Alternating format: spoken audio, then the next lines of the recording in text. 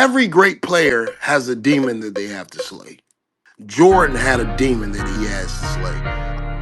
LeBron, we all know he had demons he has to slay. Luka Doncic currently has demons that he has to slay. These are narratives that a player has been told since he was a child that you constantly fight against your entire career, where the great ones use them as motivation to slay real competitors on the court, but really you're just facing yourself.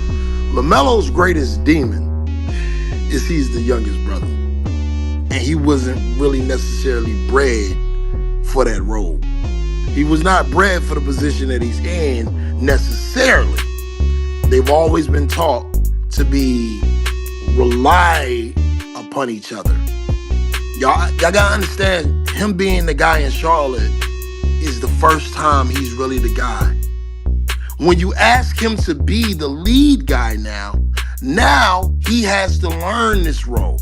And this is what I was saying about Charlotte, allowing him to learn situational basketball early in his career. The first coach that allowed him to do that in Charlotte, in my humble estimation, was Steve Clifford. Yes, Charles Lee is doing it now where he's letting them learn and stuff like this, and he's living with the good and the bad, but we year 6.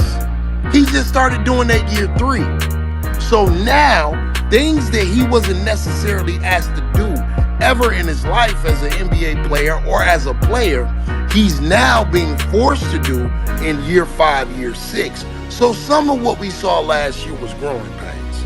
Some of this is he got to look in the mirror and say, what is needed if I really want to do what me and Jermaine preach about, which is build up Charlotte, build up the Hornets, stay in the trenches, no matter what they say, no matter what dirt comes in my name. If he really wants to do that, he has to look at his own film.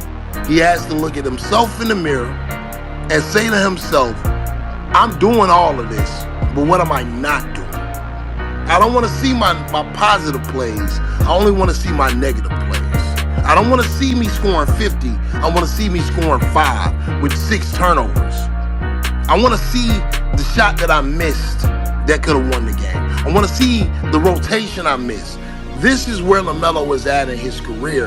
And I got to applaud the young man if he's willing to stay in the trenches and do it in Charlotte.